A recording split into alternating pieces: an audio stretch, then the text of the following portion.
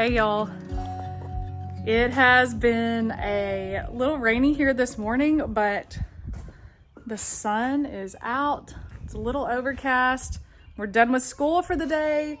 So the kids are going to get outside and play, and I'm gonna get a few farm and garden chores done, just some things that we need to do around here.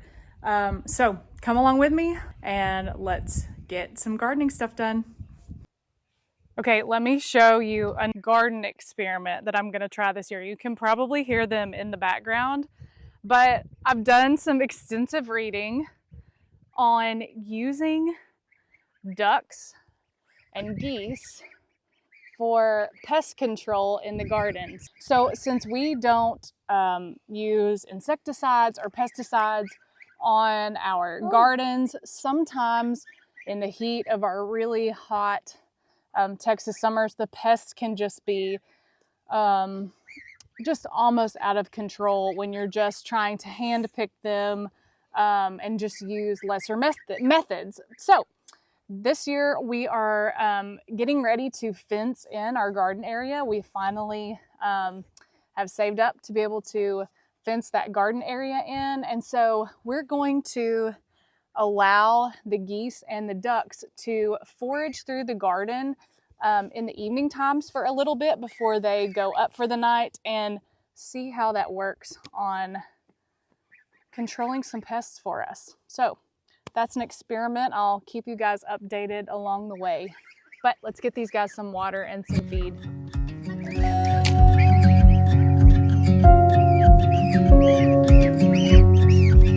Hey guys. Yeah, it's the ducks. You turn it on, bud? Thank you.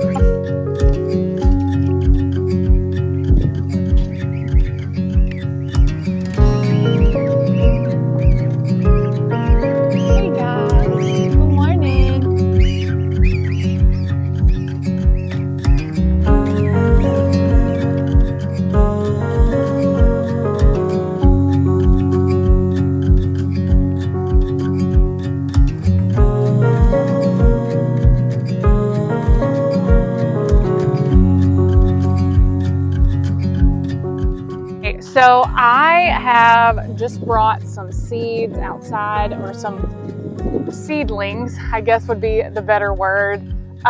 Since we have been without our greenhouse this year, we started seeds in several different ways.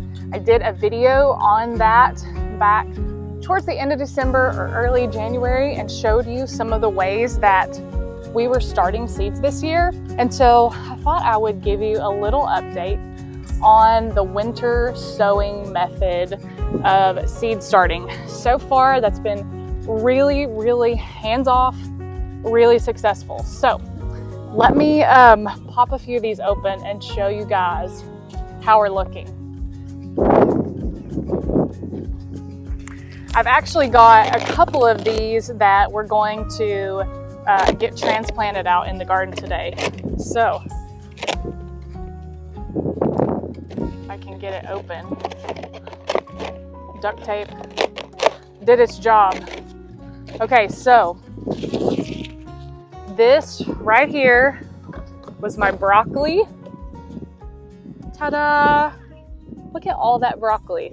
So I've got a full-size broccoli, and then I've got a mini, I think it's a purple broccoli that we've got going here. So really good germination, and all we did was sow those seeds back in December or January, sowed them right into some soil inside our cartons, taped them up, well, gave them a great water, taped them up, and I have not done a single thing to them since. Left them outside. Whatever rain happened to just fall in the jug, great. But we're gonna break these apart, get those out in the garden today. And then this is our jug of cauliflower. Oh, it's so windy today. Like, my hair's going everywhere.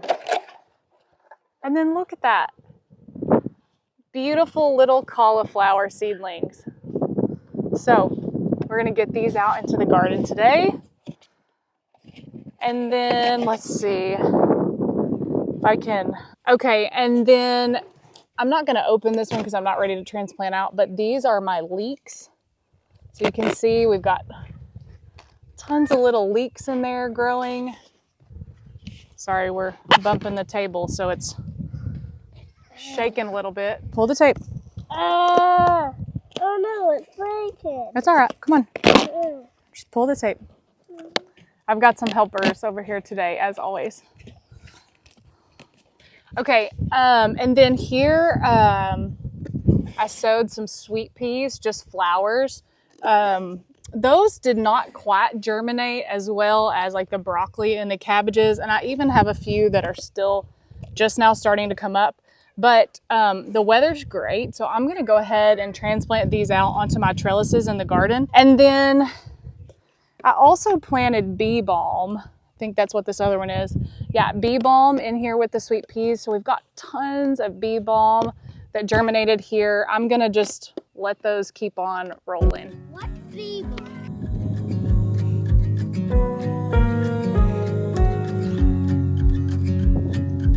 Mom, he's getting there.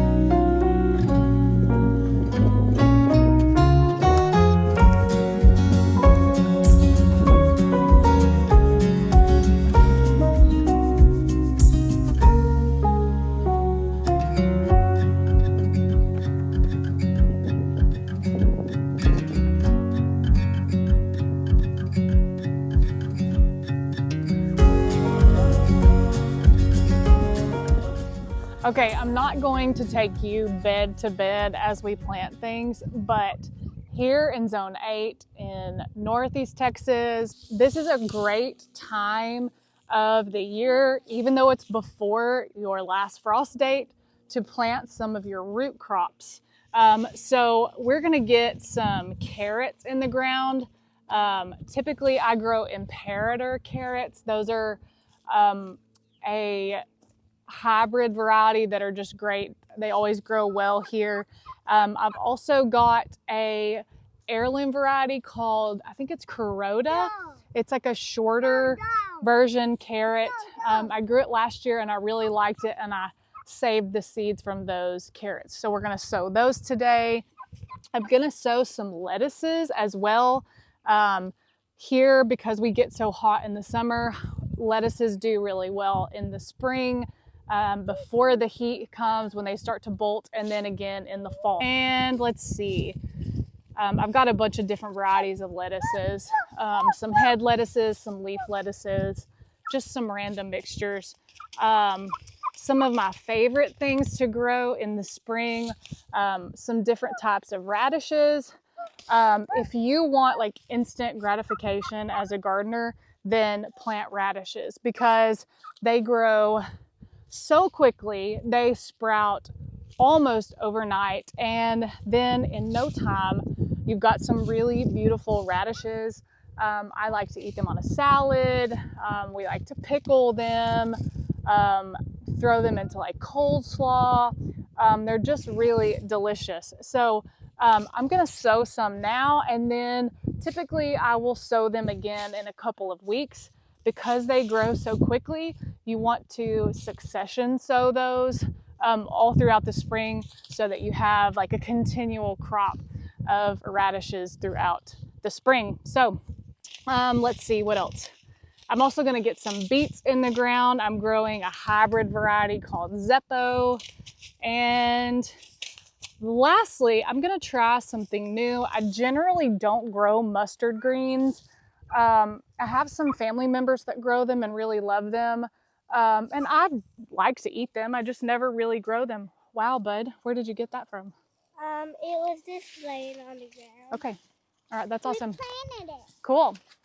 So I generally don't grow these, but I read somewhere that mustard greens, if you sow them in your garden bed before you plant your tomatoes, so these grow, let's see, 21 days for baby mustard greens and 45 days for like full-size mustard greens. So I'm gonna sow these in the bed where I'm going to plant all my tomatoes, let those grow up, and we'll probably harvest some of them to eat or throw in the freezer. And then the recommendation was to till the mustard greens into the soil a couple of weeks before you plant your tomato crop. And something in the mustard greens helps prevent some of the diseases that are common. And we're going to try that and see how it goes. So again, another experimentation that we're going to do here in the garden. And we'll see what happens. All right, here's a little update for you on our cold frame that we made back in early January and put out in the garden for our cabbages. So we got really great germination on all the cabbages, lots of beautiful plants.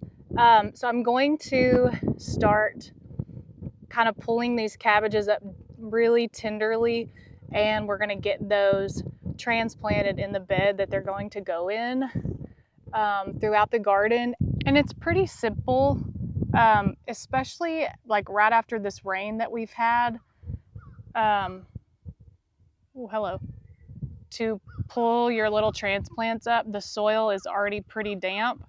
And so if you've started seeds in a cold frame like this, I would suggest just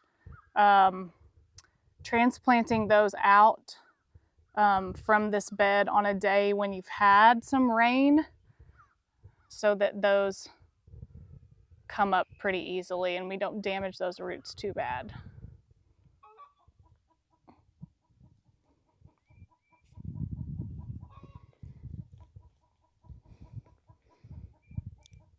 Okay, another garden tip while we're out here. After it rains, it's a great time to weed in the garden. So that rain helps the top layers of your soil to be nice and soft. And so it's a great time to get out, pull weeds in the flower bed, and get them ready for spring and spring planting. Now, I have probably spent like, I don't know, 7 or 8 hours worth of pulling weeds in my no-till garden this past weekend, and I'm not quite done yet. They're not even really weeds. But the first year or two that we planted in this garden, I have a bed in the front that I typically will sow just a bunch of flowers in, and I have some perennial flowers that come back every year and some bulbs. But someone told me that they loved Johnny jump ups. Johnny jump ups. They're like a little tiny violet, and they're beautiful. So I just happened to see a seed packet at Walmart when I was buying groceries. Started, I think, 2 Johnny jump up plants. I planted one in this bed and then one on the opposite side of the garden. The next year, I had a couple more that self-seeded right there in the bed. And then the next year, I had a baby. So the garden kind of like went to the wayside a little bit. And here we are 4 years later, and these little guys have taken over like my entire garden. The paths, the beds.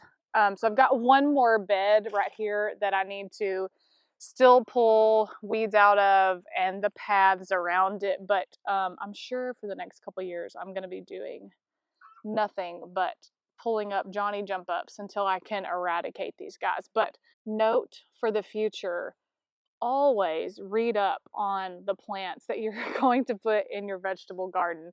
I think there should be like a warning label on these seeds because they've literally taken over.